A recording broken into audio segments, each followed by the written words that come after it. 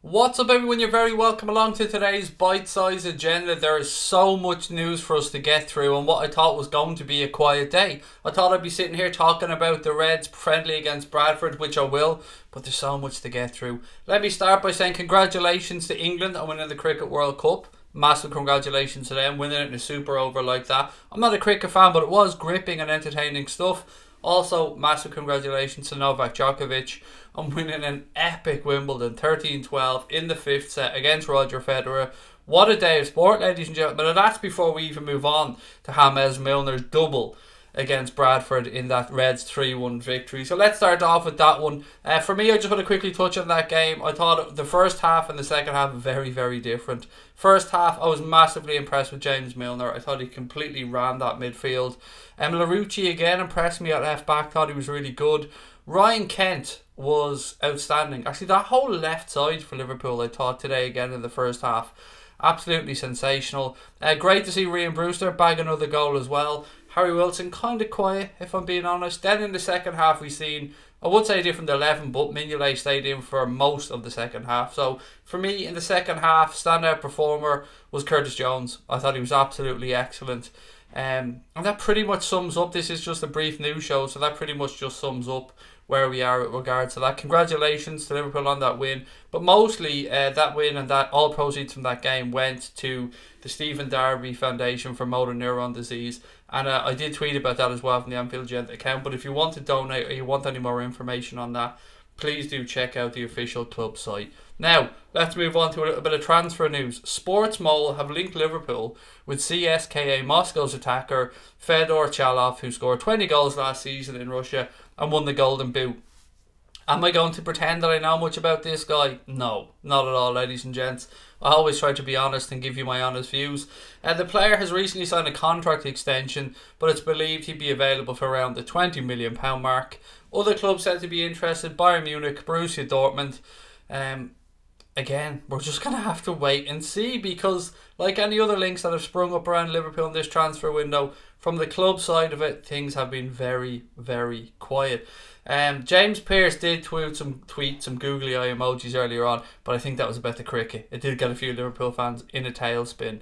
Now, Philippe Coutinho, the link that won't go away. There's been some interesting developments, I suppose, over the last 24 hours on this one. Let me start off by talking about his agent's comment. So he's represented by Kia Jarabchin, who was, I suppose, what you'd call a super agent. So Kia Jarabchin had been speaking recently about the mixed messages that himself and Philippe Coutinho have been receiving from Barcelona about the player's future. So speaking about a possible move back to England, Jarabchin hinted at a return to Liverpool and that would be the only possible club in the Premier League that he'd even consider. He said, "I think Liverpool lies very, very deeply in his heart. He was a big fan of them throughout the campaign last season. He was wishing for them to win the title, and he's very strong affinity with the club, so it'll be very difficult for him to go to a competitor of Liverpool from a personal standpoint." He was wishing them well for the title, as I said. Part 2 to this now, and this is where the transfer link kind of comes in. And I'm going to say Calcio Mercato, but there's been various people who've spouted on about this. So apparently Liverpool are working on a 2-year loan deal with an option to buy for £88 million for Philippe Coutinho. They do say in the Calcio Mercato article that the player is open to the idea of the move, but Barcelona are only interested in a sale. I have to add to this that there's been various other sites today that have said that Barcelona still owe Liverpool roughly that amount. So that could be where this number is coming from. But what I want to know in the comment section below, I know there's going to be people saying he's a snake. I get all of that, and I feel you, because I was really pissed off when he left. But I do want to know in the comment section below, ladies and gentlemen, what your thoughts are on Philippe Coutinho. Would you welcome him back at the club? What type of figure do you think would be acceptable? Or are there perhaps other players out there that you'd rather see Liverpool go and spend that money on? Moving on to some more news around Nicolas Pepe, although this time not really Liverpool related. So French outlet TF1 or TF1 maybe have reported that Arsenal have made a £70 million bid for Nicolas Pepe. BBC, though, however, are quick to report that Arsenal simply don't have the budget to go and spend that much on a single signing or to compete for a player like Nicolas Pepe. It kind of rings true when you see that they're struggling to get the guy Tierney in from Celtic, and that they've increased their bid. I think their initial bid was around 15 million. They've increased that to around 25. So I think it's fair to say that everything Nicolas Pepe related is still up in the air. And now you're going to start seeing his agent and Lille and stuff ramp up interest to try and get a move for the player. A little bit on Daniel Sturridge as well. We had the good news during the week that Daniel Sturridge received his dog back. Obviously terrible news that his home in LA was broken into, and absolute scum, whoever did that. But his dog was returned, and that's good. A little bit of news on his future now. The Express reckon that Sturridge could make a surprise move to Italy and perhaps join Serie A side Bologna. So one to keep an eye on there for all the Daniel Sturridge fans.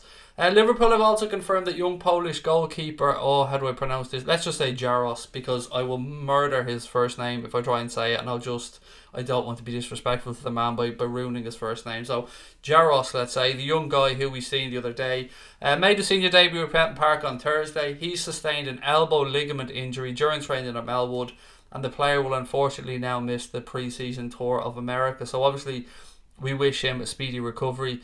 And on that, we also wish a speedy recovery to Caoimhín Kelleher, who's out for 6 weeks.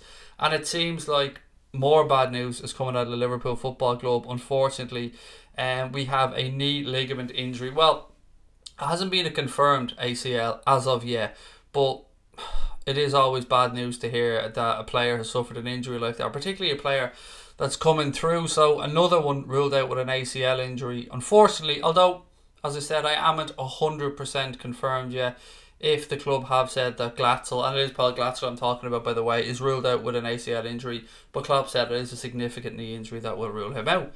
And then a link today from Paul Joyce, who said that CSKA Moscow have inquired about Teo Arioni, I believe, again, pronunciation, apologies, and Liverpool would look for £15 million for the player. A couple of people saying perhaps a clause in there, buyback deal, I don't know. But keep an eye on that one. CSKA Moscow interested in young Liverpool player Teo Arioni. I'm sorry again about the pronunciation.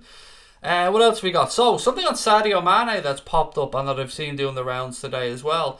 So, the Echo say that Liverpool have had no contact from Real Madrid over Sadio Mane, despite the Senegal FA chief suggesting that the Spanish Giants have made an offer to the winger. I honestly do wish that this whole stuff around Sadio Mane, Real Madrid, would just go away. He's not going anywhere this year.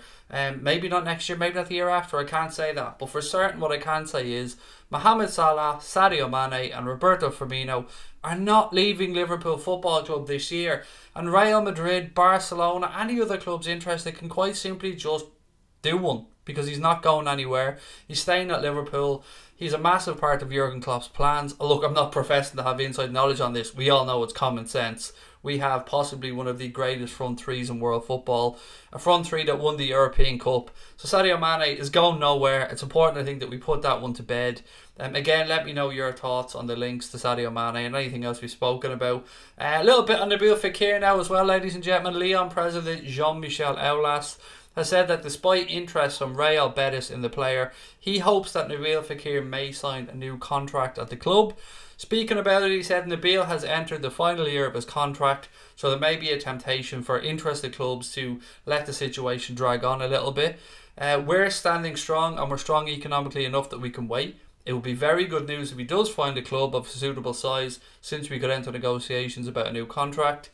If he doesn't find a club of a suitable size, since we could enter negotiations about a new contract. With Nabil and the players who preceded him, I've always respected their deepest wish. He said he wants to leave, but maybe he will stay, and at that point we'll try and agree an extension. Sometimes unfair things happen in football, and sometimes the conditions for a transfer are not met. Nabil deserves a club to match his level, and if he does not find that club, we'll be very happy to try and extend his contract. I have to say, I'm very confused when I came and seen these links to Real Betis.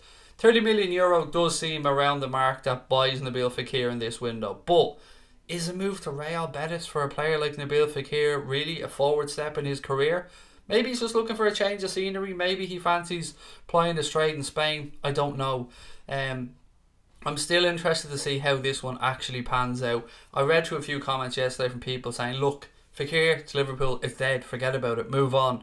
And you know what, you're most probably right. But whilst it's not done, I'm going to keep an eye on it, because he's a player that when we were proven to have interest in, and the price has gone down, and the way Michael Edwards works, until he moves somewhere, ladies and gents, call me an old romantic or call me an idiot, But I don't know. I can't let this one go.